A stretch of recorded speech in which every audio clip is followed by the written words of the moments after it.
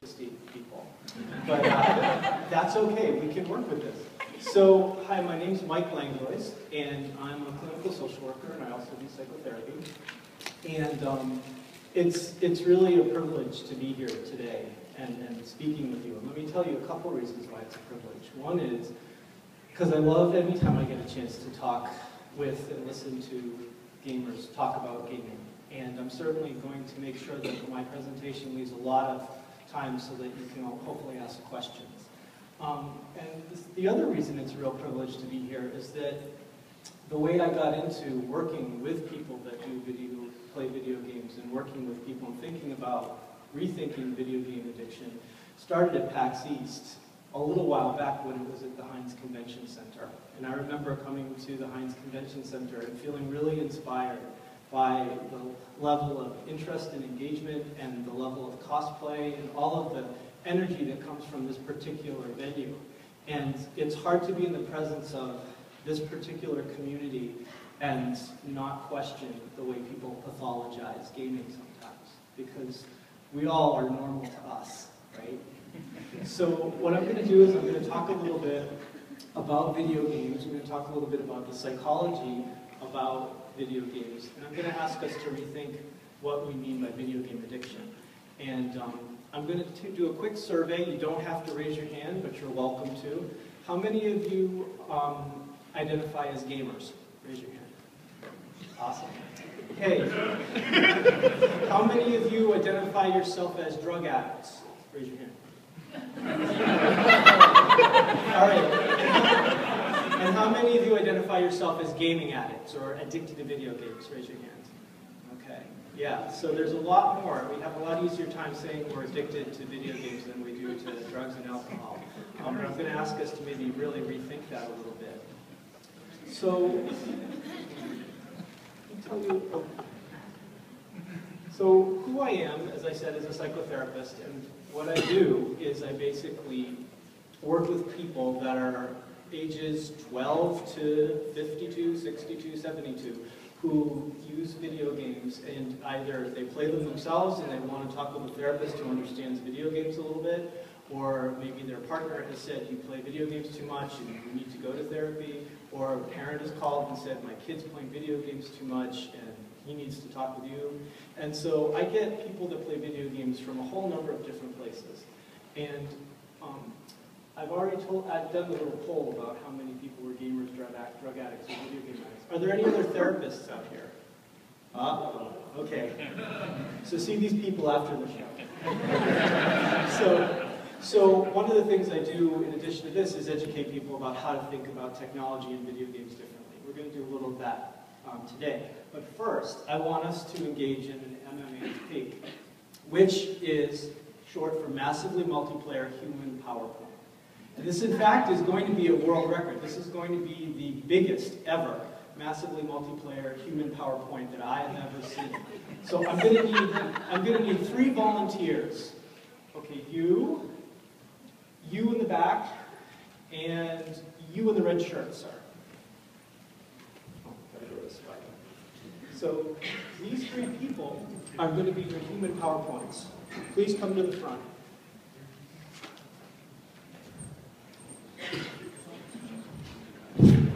All right. Stand and face the audience, please. Stand and face the audience, please. Stand and face the audience, please. Okay. So, when I say go, I'm going to ask you to carefully get up and go to one point of the room. Either you over here, you in the middle, or you in the back. You can run a little bit, okay? Okay, absolutely. All right? And I'm going to ask you all to go to one of these 3 groups, or just stand up and work with them, and I want you to try to figure out what these slides mean, okay? So that when we do the human PowerPoint, we can actually make sense of this. Ready? Go. Where are we going? Where do you want to go? I'm with you. We can split up, or I don't know. Let's check out this number. All right.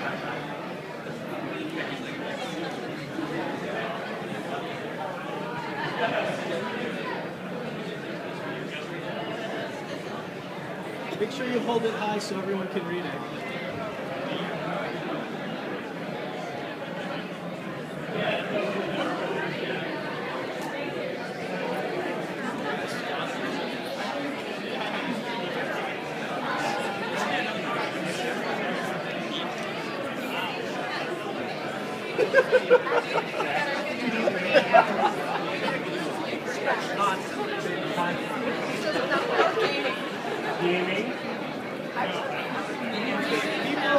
Holding the human PowerPoint slide, I want you to start taking the answer that you think is the best, and you'll be the person that speaks for everybody.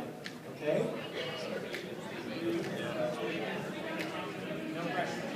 No pressure, but you got to do it right.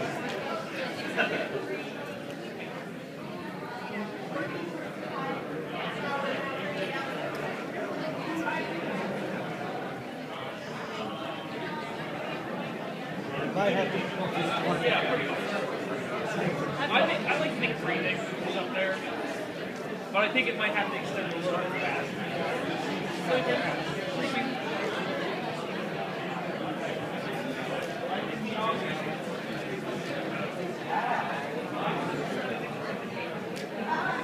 Okay, human PowerPoints to me. This is like Avengers Assemble. Human PowerPoints, come back. Hello, human PowerPoint. And where's our third human PowerPoint? Let the human PowerPoint back here, or we won't be able to continue with the presentation. Come back, human PowerPoint. Come back. Those of you who couldn't see, they were mobbing the other human PowerPoint. All right. I don't know, I didn't see it. There's a way to go. All right, so human PowerPoint number 1 takes center stage. Human PowerPoint slide, you say, this discovery of yours will create forgetfulness in the learner's souls because they will not use their memories. They will be hearers of many things and will have learned nothing. What did you decide you meant? We believed after discussion that it implies that as consumers of entertainment, be it video games or television, we essentially go about consuming as much of it as we possibly can and obtaining the information that it goes into it, but we take nothing from it. It's almost like we get it done, it gets discarded quickly, move on to the very next thing, therefore we don't actually learn anything from what we take in. We hear all of it, but we take in nothing that we gain from it. Wow. That was a really articulate answer, and it's not even close. You're the worst team. No, you're not the worst team. That was not the most epic fail. This is a famous quote. Okay, this is a famous quote by somebody. It is a quote from Socrates. And this quote was what Socrates was reported to have said about the people of Athens learning how to read. Socrates didn't want people to learn how to read because he was afraid that it would create forgetfulness in learners' souls and it would make them less likely to seek out a teacher to teach them things. So Socrates didn't want you, human PowerPoint number 1, to actually learn how to read. I don't like the way you just think of it. Well, I don't either. But the point of this slide is that there has always been a lot of suspicion towards new and developing technologies. That even back in Athens, way back when, people were very suspicious that any new technology would actually change your brain. Okay? So the idea that a new technology is going to change your brain, make you distracted, make you forgetful, does that sound familiar to you? No. Okay, that's my point. Thank you, human PowerPoint number 1. Thank you. Yeah!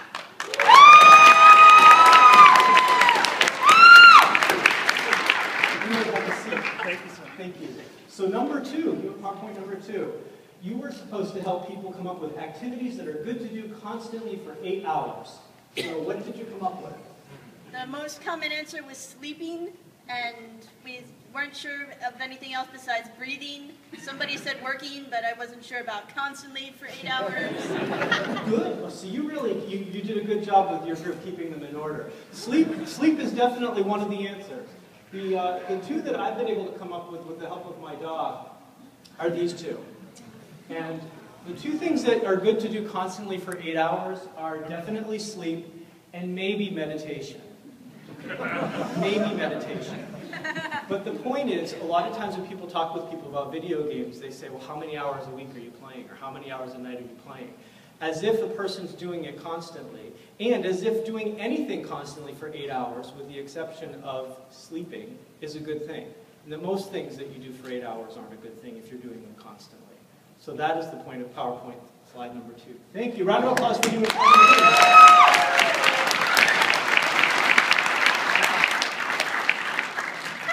And last but not least, to PowerPoint slide number 3. Can you please tell us what you decided the meaning of 0.00019999999999999999996% is?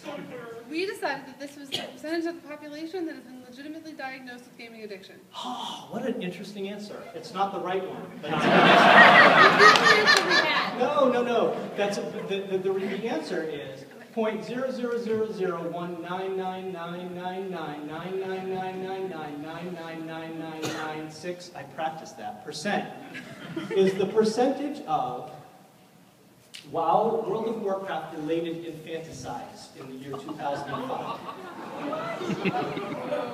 You might know it much better by the popular media story that came out about a Korean couple that were playing video games in an internet cafe and their child died as a result of their neglect. It sounds very sensational when you look at it that way, but when you look at the population in 2005, which was 6.5 billion, and you look at the population of WoW at that time, which was 5 million, the percentage of WoW-related infanticides, which was this one couple, even if you could directly attribute it to their gameplay, would be 0.0000199999999999996%. Are we supposed to get that?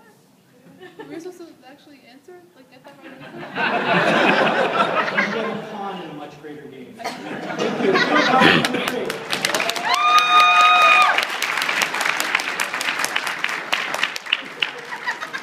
So my point is, that number is kind of a funny number, but it's also a really boring number. And the media doesn't like boring numbers. The media likes things that are much more sensational and grab our attention. So a couple let infants starve to death in arcade playing WoW sounds a lot better. But relative to the number of people in the world and the number of people playing World of Warcraft, it is a statistically insignificant number of people. So that even if you could directly tie those two events together, it's very small and it isn't really a trend.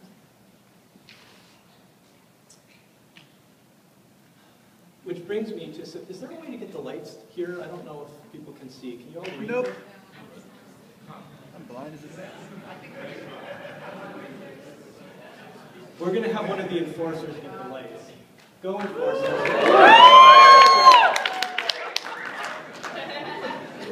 All right, I'm not sure we're going to want to keep it that way forever. Is there a happy medium? Is there something in between? That is it?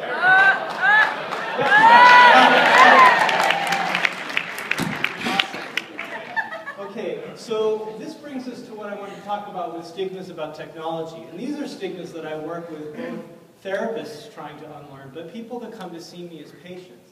And the stigmas we have about technology are myriad. Some of them include, it's less than face-to-face contact, it's too complicated to understand, technology is too boring to listen to teens or adults about, technology gets in the way of real relationships, technology distracts from therapy and from listening to adults or partners in general, and technology is for kids who have poor social skills. Back when I used to work in the public school system, I'd often have teachers come up to me and say, you know, I think this student is on the autistic spectrum. And I'd say, okay, well, what makes you think that they might fit that diagnosis? And they go, well, they spend a lot of time on the computer. As if everyone that spends time on the computer happens to have autism or some other form of neurological concern. So I think that that speaks to how a lot of the people that are in charge of determining what our diagnoses are in the world aren't necessarily really hip to technology and in fact stigmatize it a lot. So I wanted us to take a look at some of these so that hopefully if you hear them in your regular life, you can question them, because I certainly do. So part of the reason we have this stigma is because we've had a change in form and a change in function when it comes to video games.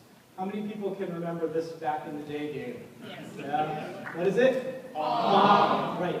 Okay? That was when it was you and the TV, and you were like this. Right? Can anyone recognize this one? Yep. Which is it? Call of Duty Zombies. Yes. Okay. But close.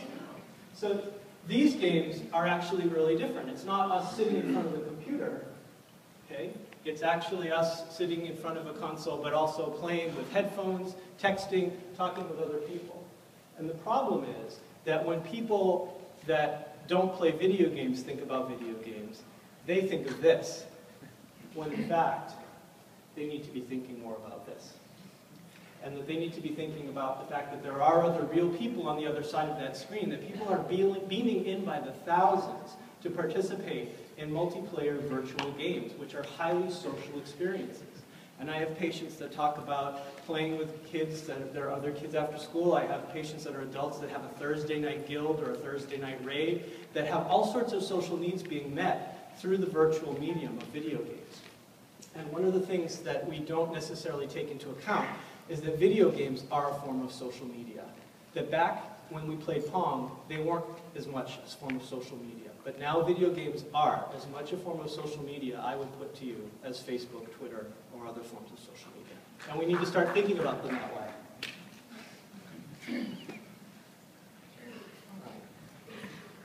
The other reason that people tend to have some stigmas about video games has to do with something called task switching. And people may be familiar with Minecraft. I hope you are. If not, you need to play it. It's a great game.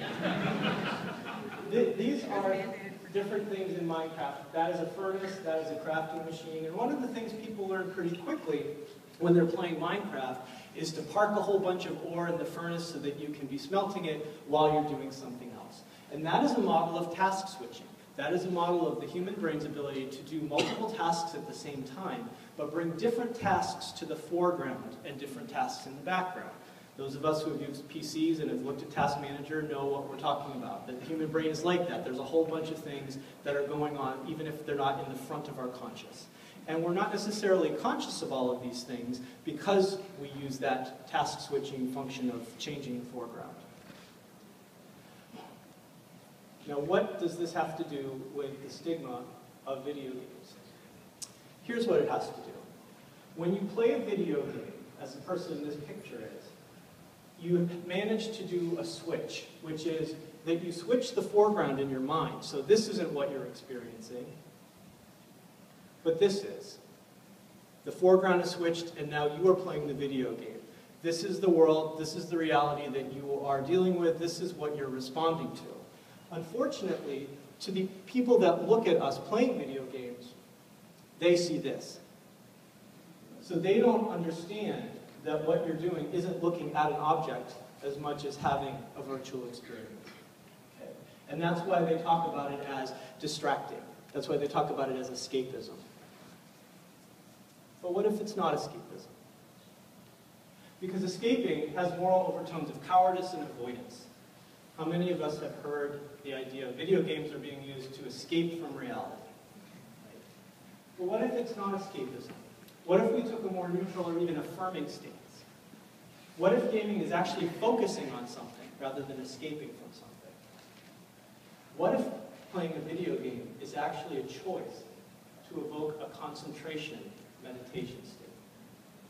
That there is a form of meditation that's known as concentration meditation. It's one of the ways we practice mindfulness. And it involves your being focused on an object. It can be a work of art, it can be a candle, it can be a rock, it can be a walk, but you focus on one thing. And when we're playing video games, we're focusing on one thing.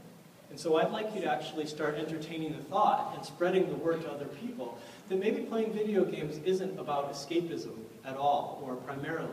Maybe it's actually about focusing on something and training our mind to concentrate.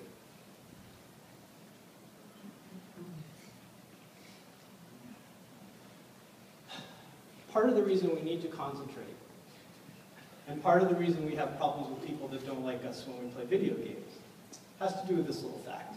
And this little fact is that our brains are processing about 11 million bits of information per second. Yet we're conscious of only 40 bits Okay, so of the 11 million bits of information that you are processing every second I'm talking to you, you're conscious of only about 40 bits. And so what happens between partners and parents and kids and people that play games and people that don't play games is the competition for those 40 bits becomes pretty powerful. That we want to be the people that are in charge of the 40 bits, that we want people to be paying attention to us. Now, I tend to like visual examples, and I tend to like Skyrim. So what I decided to do was give you an example of what 40 out of 11 million bits would look like if you were playing Skyrim. So breaking it down by pixels, approximately, if you can find the red dot here. Can you find the red dot? No. No. It's at the top where? Top left-hand corner. Very good. You rock the house. I can't even see it, but I know it's there. Okay? Okay? So that would be 1 bit. But wait a minute. This is actually only 2 million bits. So 40 out of 11 million would more look like finding the red dot in this. Okay? There's a whole lot of stuff going on in here that we're not necessarily always conscious of. And there's a huge competition being made by workers and coworkers and partners and spouses and everybody for those 40 bits. And that's why it can often get so ugly when people are playing video games and they're task switching and their mind is foregrounding one thing and people want those 40 bits somewhere else.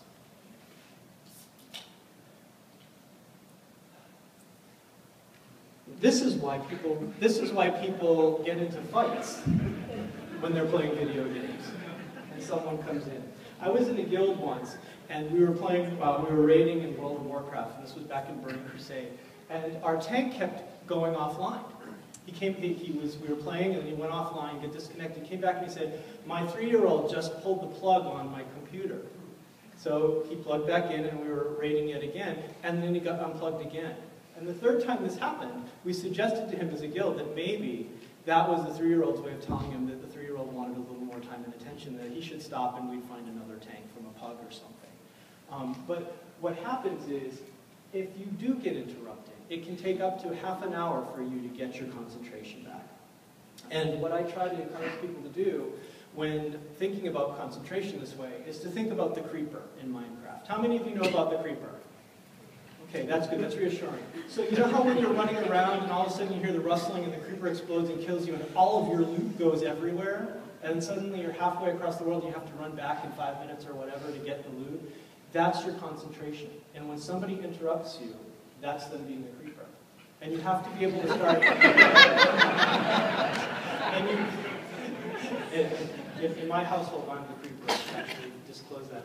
And actually, you need to start being able to identify people in your work and in your love life and in your personal life that may actually be creepers, that may actually be disrupting you, and try to manage to figure out a way to negotiate with them. Now, you would think from all of my conversation about concentration, that I'm not a big fan of distraction, and you'd actually be really wrong. Because one of the things that my colleague Howard Reingold talks about is how distraction is an important ability and a survival skill. That if you were walking off the sidewalk and you didn't have the cognitive ability to be distracted by a car horn, you'd get poomed and you would die. And so that there's this big push in a lot of mental health and a big push in a lot of public health to talk about concentration and the need for concentration. And in fact, the need for distraction is equally important in some ways. That we wouldn't survive if we weren't able to distract ourselves. Because remember what I said about task switching? That's something that we do deliberately, but sometimes we need something from the world to get us to switch our task back. So if you're thinking I'm against distraction, I'm actually not. I'm really in favor of it. And part of the reason I'm saying this is that sometimes when people say video games are a distraction, my response is, well, yeah, we probably need to be distracted a little bit once in a while for our mental health to survive.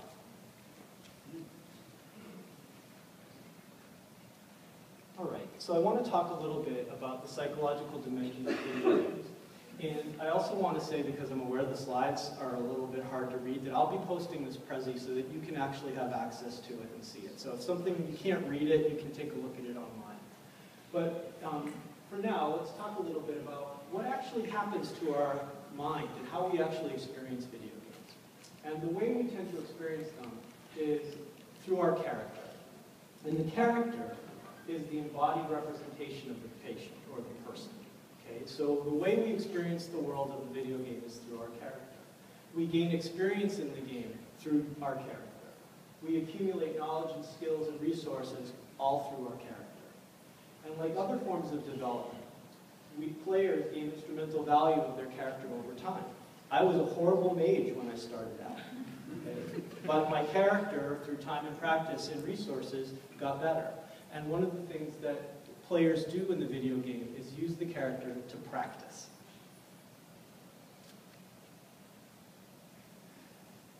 The other things about video games that have a psychological component is that players feel very connected psychologically to their character, often keeping the same one for months or for years.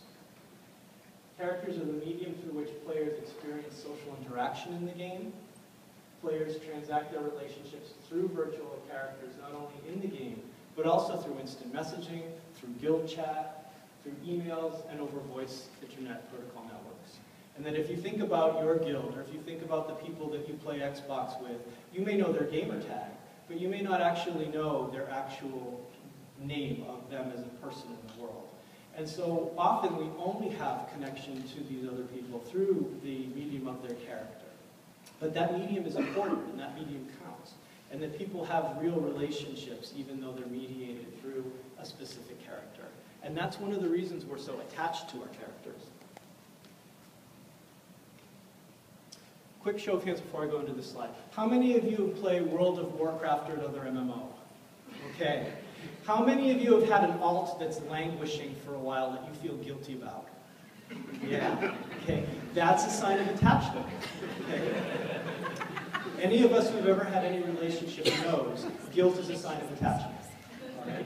So that is an example of, if you think about it, this is a collection of pixels, a collection of data, and yet you have a feeling of guilt connected to the fact that you haven't been leveling that rogue enough. How are we going to open all those chests? Nobody wants to do that in the auction house in Stormwind. Anyway, psychological benefits of MMOs. Okay, because players rely on others for training, information, and resources, that gives rise to robust communities. In the video game world, World of Warcraft, or Rift, or Guild Wars 2, we need each other. We need each other to do tasks that we can't do specifically ourselves. And so my point again is that 21st century gaming is inherently social. MMOs would not work if video games were not inherently social. We would not have the popularity of first-person shooters like Call of Duty if it wasn't inherently social. And gaming actually encourages productivity, because if you think about how people spend a lot of their time playing video games, producing things, selling things, creating things, that actually is a way that we are being productive. And my tendency is to try to get patients to figure out how to generalize that to the real world, rather than how to stop doing that and do something else in the real world. Because in the video game is actually the seeds of how we can have the potential to do things in the real world, because it is the real world.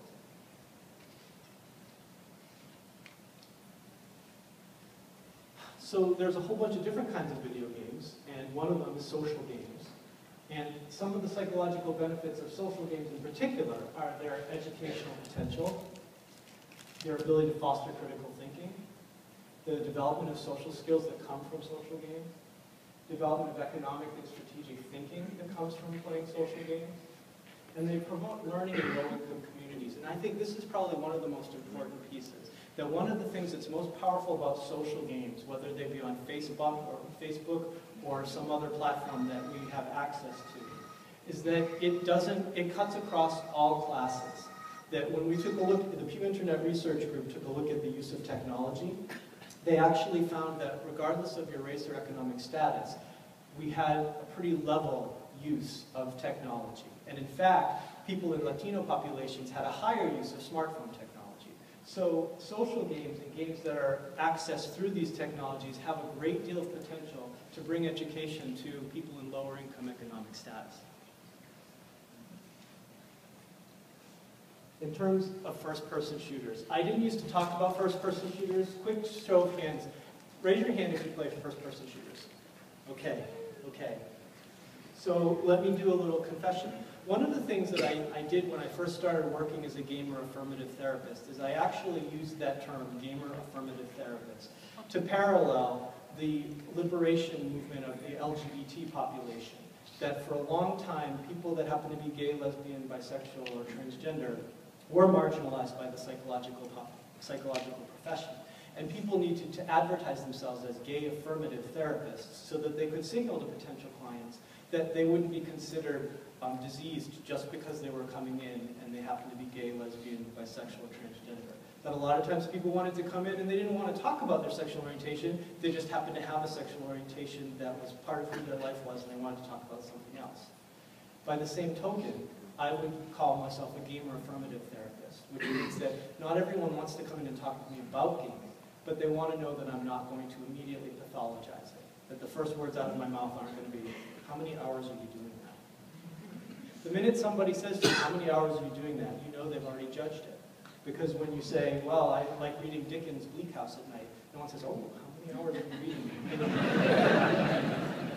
So now, to go back to the LGBT parallel, that one of the transgender community has consistently had a difficult time finding itself part of that LGBT community.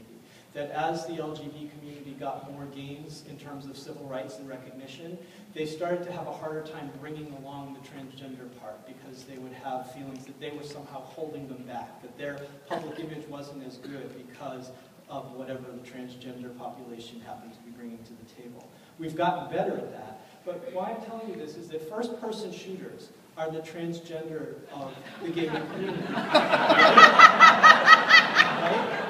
Everyone talks about,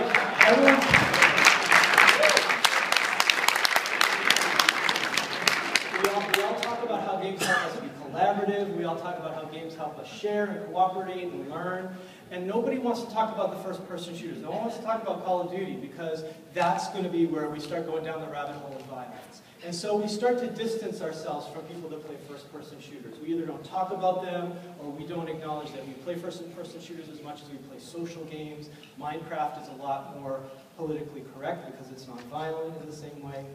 And we need to take back first-person shooters. And I'm saying that as somebody that used to avoid talking about them, partly because of this. And one of the things I noticed when I actually started looking at my own first-person shooter phobia was that there was a lot of research out there that we need to be able to tell people about in terms of what first-person shooters do to our own cognitive skills in a good way. And those include improving your spatial motor skills, developing and improving selective attention, improving strategic thinking and impulse control. And this is the one that I educate people the most about because it's the one that's the most counterintuitive. But when you are trying to snipe somebody, you need to be able to control the impulse to shoot before it's actually the right moment. And playing a first-person shooter requires you to develop impulse control. They also create opportunities for flow experiences, where I'll be talking about in a sec. And in fact, we've done some recent studies with veterans who have PTSD and that have indicated that playing first-person shooters may in fact provide nightmare protection. That people that play first-person shooters noted and reported a decreased amount of nightmares than their colleagues who didn't play them. And last but not least, first-person shooters increase processing speed and decrease reaction time. And I can tell you, I'm never feeling as slow and stupid as when I'm playing Call of Duty or another FPS with one of my patients.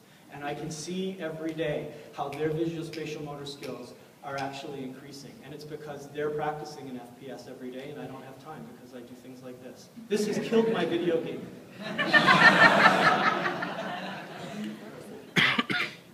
Last but not least, in terms of this. Yes, this person may look familiar. This is the DC Online version of Super Mario. And I use Super Mario to illustrate an avatar and one of the psychological benefits of gaming that we've studied. Nick Yee of the Palo Alto group had coined the term the Proteus effect. And what Nick discovered in 2007 was that if you did avatar interaction If you played through an avatar that you perceived as powerful or attractive or big, you actually, for less than 90 seconds, you actually experienced an increase of self-confidence that lasted 6 hours. The people that played for 90 seconds behind a powerful avatar experienced an increase of confidence that came up to 6 hours. Which is why, if you have people that are having a difficult time going to work, or students that are having a difficult time going to school, the trick isn't to give them a reward when they get there. The trick is to get them to get up a half an hour early and play video games for a half an hour before going. Because that's when you actually, yes, I know, the parents are wincing when I say that. But in fact, that's the way you achieve a psychological benefit that increases confidence and ability. The problem we have with giving people rewards when they get to work is by then it's really too late. If all they needed was a reward at work, they would be there already, right? If all they needed was a reward at school, they'd be there. So front-loading this is taking advantage of what Nikki calls the Proteus effect, which is 90 seconds in front of an avatar, and you will feel more confident for up to 6 hours.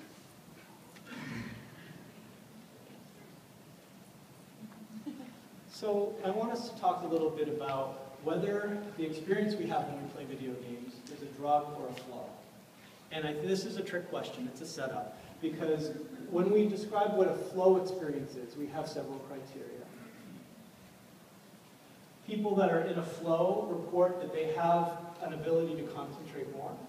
They report a loss of feeling of self-consciousness. They report a distorted sense of time, direct and immediate feedback in their environment, a sense of personal control over a situation.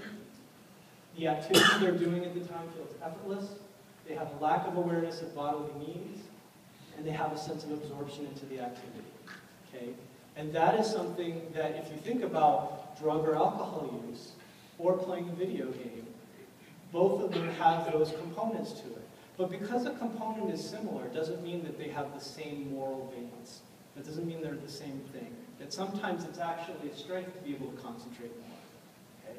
Although when people are abusing stimulants or using cocaine and it's helping them with their concentration, that's not necessarily the best way to deal with it. But all of these things are examples of flow states, states that there are dozens of textbooks and psychological books trying to help you learn how to get into. But if you break down what a flow state is, it starts to look an awful lot like some of the states that we criticize when we're talking about substance use, or that we criticize when we talk about video games. So the point of this slide is to basically help you see that just because you can call something, just because you can label a phenomenon doesn't make it bad. Okay? Just because you can label a phenomenon does not make it bad. So let's get to what my title was, which is addiction. Is playing video games an addiction? Can it be an addiction? From a clinical point of view, no, at least not yet. That the way we tend to diagnose people with any sort of mental health concerns is using the DSM-4 or the DSM-5 for a diagnosis. That when you go to a therapist or you go to get some mental health, if you're using your insurance, there needs to be some sort of diagnosis. There needs to be a reason for the clinical encounter. And what we do know is that there is no diagnosis currently for internet or gaming addiction. And that there's been a lot of overlapping or conflicting or biased definition of terms. And that part of the reason there isn't a definition of internet addiction that's in the DSM-5 is because a lot of us are arguing about it. Some of us, like me, don't think it actually should be in the DSM-5, and other people think it should. But these two folks, Kim and Karadakis, in 2008, reviewed many of the different theories we had about addiction and suggested that actually internet addiction, or internet or gaming addiction, manifested in different ways from other addictions and substances and alcohol. They looked and identified 3 dimensions of internet addiction. They looked at how individuals that may have had what they considered internet addiction experienced intrusion, experienced a sense of escaping reality, or experienced a difficulty with attachment. But even when they looked at it that way, they were clear to say that it's fundamentally different. We're noticing fundamentally different things than substances, addictions to substances.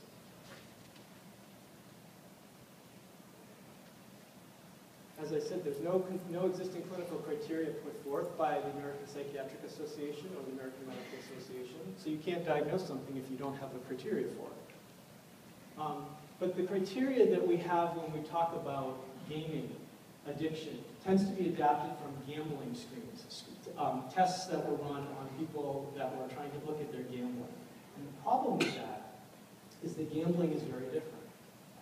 For one thing, high levels of engagement elevate the positives for addiction, meaning that the more you gamble, the more you're considered to be addicted. Whereas it's not necessarily the same for gaming. But more important, another key difference is that for the most part, video game playing doesn't involve financial risk and reward, loss and stress, which gambling does. You're never trying to make back that big loss that you had in a financial way, which is exactly what gambling addiction is all about. And then substance abuse addictions and other addictions are generally characterized by huge debt, severe health consequences, and legal troubles. And that most people that describe themselves as addicted to video games do not report themselves as having huge debts, severe health consequences, and legal troubles. And in fact, the reason those stories are so popular in the media when one of them comes up is because they don't happen that often. So that there are certainly outliers where people may be having some health problems as a result of staying seated too long.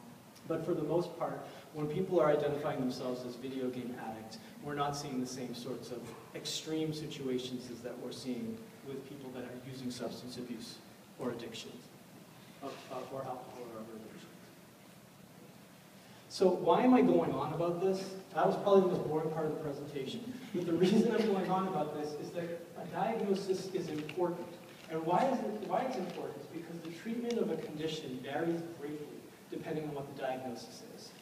If you come in and you tell me that you've got a fever and that you've got cramps, and I decide that instead of appendicitis, you have the flu, because both of those symptom sets resemble each other, you might die. It's important when we call things an addiction that we get our terms straight, because the way we treat things is based on those terms. And one of the things that I've found is that people tend to call things an addiction, and we tend to, in our own gaming communities, use the term addiction fast and loose. And if I could ask you all to think about doing anything differently, it would be to really stop using the term addict in quite the same way. That we're using it in a very descriptive, tongue-in-cheek way, but there's such a confusion of tongues now as a result of it, that when you go into a therapist and you say, I'm addicted to video games, they're thinking about it from a DSM criteria, and you may be just using a description. So that's why I think this is important in terms of getting gaming right. So as you can probably tell by now, I really don't think the addiction model is a very useful one when we're talking with people that play video games. A model I think better is a model that takes into account these three facts. One, that time spent gaming is not equal to the existence of problem usage. The time you spend playing a video game is not equal to the existence of a problem. Number two, the time spent gaming is not equal to the acuity of a problem. Instead, what I think we need to start doing is asking what impact, positive or negative, does gaming have on the quality of a person's work, relationships, or self-esteem? Not how many hours you're playing, but what impact is this having on the quality of your life? That there are people that play video games for hours at a time, but they actually are guild leaders, and they experience an increased sense of competency, they've practiced their leadership skills, and actually the video game has actually enhanced their life. And then there are other people that may play a video game only a few hours a week, but they've noticed that it doesn't necessarily enhance their life. So whenever I talk with someone about looking at their video game usage, I always ask them to think about both the positive and the negative consequences. And it's really hard, I think, sometimes for people to see that there are positive consequences to playing video games. Not as much for you guys, because you play them, and you probably have seen how your life has been changed for the better. But in general, we tend to think that if you play a number of hours, that means there's a problem, and it's a big problem.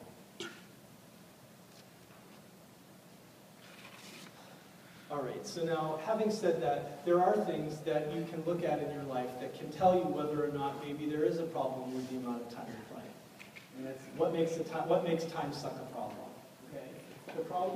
Why time suck is a problem is because it can mean poor time management. It can be missed appointments, conflicts with others, internal or internalized guilt for wasting my time. Problem usage, however, since it doesn't equal addiction, we need to take a look at whether the problem is the video game or whether the problem is that a person has poor time management skills in general.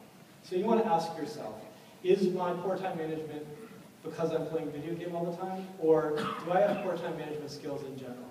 And if the answer is that you have poor time management skills in general, you're not going to get the treatment you need or the help you need if you focus on the video game rather than building your time management skills, because that's the problem, and you're just going to find something else. You're going to end up reading Dickens too much, and you're just be late for work because of video game. So finally, we need to consider stigma and cultural competency. The majority of people that are therapists are not culturally competent in using technology and are unfortunately not culturally competent in terms of gaming and playing video games. All right. Fun fact for you all, 80% of the time we play a video game, we're failing.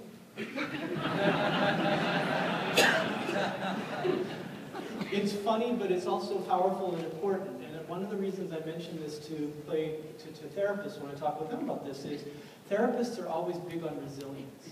Okay, one of the things we're concerned with is fostering resilience in people.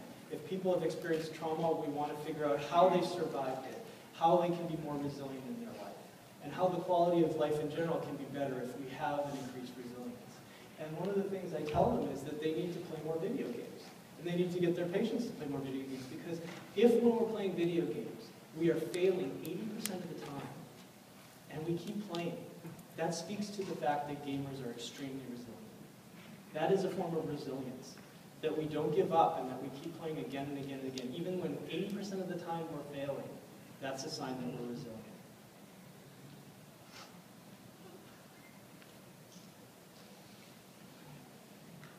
So, you may have experienced some of these, and if you have, I'm sorry, and if you haven't, be on the lookout. If anyone in here ever goes to therapy, but these are some epic therapist fails in terms of working with patients that play video games. Technophobia is a huge fail. Boredom or the dismissal of the subject is a huge fail. Anytime you say to somebody, "Oh, I don't know anything about video games," what you're really conveying to them is disinterest and dismissal. If someone comes in and says, you know, I have a history of sexual abuse, and your therapist says, "Oh, I don't know anything about sexual abuse." We don't do that, right? We don't do that. And the reason we don't do that is because on some level we understand it's dismissal. You know, "Oh, I don't know anything about the Super Bowl." Okay, that's a form of dismissal. If my patient needs to talk about video games and I say, "Oh, I don't know anything about them," not only am I telling them I'm ignorant about it, but I'm telling them I really don't care that I'm ignorant about it. So that's an epic therapist fail. Now, I'm prey to the other ones, which is over-identifying the patient as you game. Okay? There have been times when I fished up the sea turtle in World of Warcraft, and I was just dying to have an opportunity to tell a patient. That sort of competition is not useful, and so I don't actually disclose that I fished up the sea turtle. If somebody else wants to talk about some other problems they're having, and they're like, "Oh, but how's the Minecraft going?" That is also an epic therapist fail. So that you can go in the other direction of this as well. And then last but not least, expressing some sort of competition. Unless you're doing play therapy, it's not usually very good. Okay? So when someone comes in and says, "I hit level 80 on my mage," and you say, "Oh, you know, actually, I remember when I hit level 80. That's a good feeling, huh?" That's actually what we call an empathic failure in business. All right, so that's the formal end of our presentation. I hope I've left plenty of time so that we can actually have some questions and some comments, because I find the most beneficial part of all this is really hearing from you. This is my contact information. If you are one of the folks that needs to run out instead of doing the Q&A, you know, I did write a book. It's postcards for it over there. Okay, feel free to get it. But please, we have a wireless mic. I'd love to entertain your questions. 7 minutes. 7 minutes. We have 7 minutes. Ask good questions. If you guys, sorry. That was that was my fault. If you guys have questions, just like line up in front, please. It's a little bit easier. Hi. Hi. I want to know when it was that you got started in kind of incorporating video games into your practice and how you kind of put that out there. I actually started probably around 2007 and 2008, and I began incorporating it into my practice after Pax East that year. So the first Pax East. So the first PAX East, and one of the reasons I did that was when I saw so many people were okay talking about video games, I realized I needed to get better at talking about video games with my patients as well. Thank you. Thanks.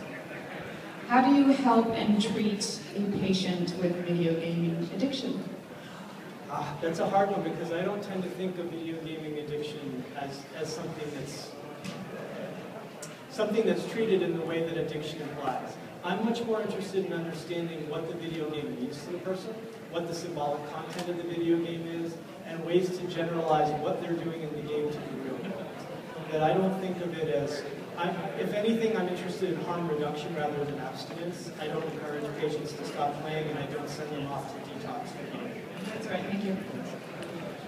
Hi, I actually had two questions, but if you're out of time, you can pick one. Okay. I guess one is I'm wondering if you have any thoughts on how the web show The Guild portrays gaming addiction or strong attraction or association with WoW and guilds. And the other thing is I was wondering what you think about the pro gaming scene that's been sort of exploding, mostly because of these former pro gamers who have grown up and are now putting in a huge amount of effort and leadership into growing the... Okay. Let me answer the first one about the Guild, because that's the easiest one. I love Felicia Day and the work she's doing. I think the Guild, the way I see it, is tongue firmly in cheek. I think the first episode ever, when she's on the phone talking with her therapist, I think really sets the stage. That she's actually poking fun at the people that criticize video games as much, if not more, than the people that actually play them. So I'm all down with the Guild. I love it. Thanks. Hi, I was wondering if you have any studies on the effect of video games and personal levels of initiative, because inside a video game, things are often very streamlined and railroaded. You go here and then you go there next. And there isn't really much of a need for personal initiative, so I'm wondering if it affects personal initiative. That's a great question, and in fact there is some interesting data. If you go to Nick Yee's website, the Daedalus Project, he has a database of, for example, about 1,100 people that play World of Warcraft. And what he discovered was that different classes, playing different classes, requires a different level of initiative. So for example, leveling a paladin to 80 requires a different level of initiative and stamina and patience than leveling a warlock. Apologies to warlocks, it doesn't mean they're anything less. But there's actually some connections when you look at the game mechanics and how long it takes for people to achieve certain things to the level of initiative people are willing to take. So there's stuff out there, and if you email me, I can give you more information. There's tons. Thank you. Thanks. So I live with my mother while I'm going to college, and I have trouble explaining to her how video games helps me. She often says things to me like, you need to read more books to develop your character, and like, I'm already in a story right now and playing Final Fantasy or something. Is there a way I can sort of get her to see that it's different mediums, but sort of still accomplishing the same thing? Well, you can do a few things. I mean, if you want to, you can, the best thing, the thing I usually ask parents to consider to do the most is actually play video games with their kids or their adult kids. That if something is taking a lot of your child's time and you're finding it really, and they're finding it really valuable, why wouldn't you want to explore it a little bit? But I think that that's number one. There's also a bunch of different books out there if your mom's more of a reader that we could actually do. So if you want to send me an email, I can give you some of them. Okay. Jane McGonigal's Reality is Broken is a good one. I've got some stuff in my book that talks about that too. She often thinks I'm escaping reality, but you know, that's one of the, what was it you said, misconceptions. Show her the Prezi when it comes out. All right. Thanks. Okay, who are you? I have to know who you are. Ice The King. Nice King. I'm sorry. Or Ice King. I don't get to play and know everything. Okay, what's the question? Still trying to figure out exactly how to word this. I don't know if MMO players or even other like team-based FPS players get this, but I find that you were mentioning earlier games and social media. I find that when I used to play TF2, for example, there always seemed to be two groups of people socially. There were the normal people who they get in game and they ignore their team as like a social or strategic element in any way. They just get in and they click on commands to shoot them. And then there would be the people who are talking to each other. If when the latter group, tries to talk to someone in the former group, they think, this annoying nerd is interrupting me. Why? But why is it that gaming is, from the outside, gaming is antisocial, but once you're in the game, it's the people who are talking to each other, who are the uber nerds, while the normal people just sit there quietly, ignoring everyone and just clicking on people to shoot. I think that the answer to that question in part, and I don't want to get in trouble, because I love the way we've increased and improved game mechanics, and I love how we make it possible that people like me that don't have time to commit to a guild can find Raid Finder or find pickup groups. But Raid Finder and pickup groups are one of the main culprits of this, is that when you don't have a sense of social responsibility, when you have a mechanism in the game that you can just queue up and play with somebody else, it does make that bad havoc. That one of the reasons that people do so well with TF2 or others is that they're being social. And so part of it, I do blame the game mechanics, that I think in order to monetize video games and make more people able to play deeper levels of endgame content, we've also eroded a little bit some of the social functions of it. People that are socially talking with each other, in my point of view, should be able to progress farther, because that's how humanity tends to work. That when we cooperate, we tend to progress farther. It's a great question. Thanks. We're running out of time. Last question. Last question, make it good. Oh my goodness, here, actually I want you to.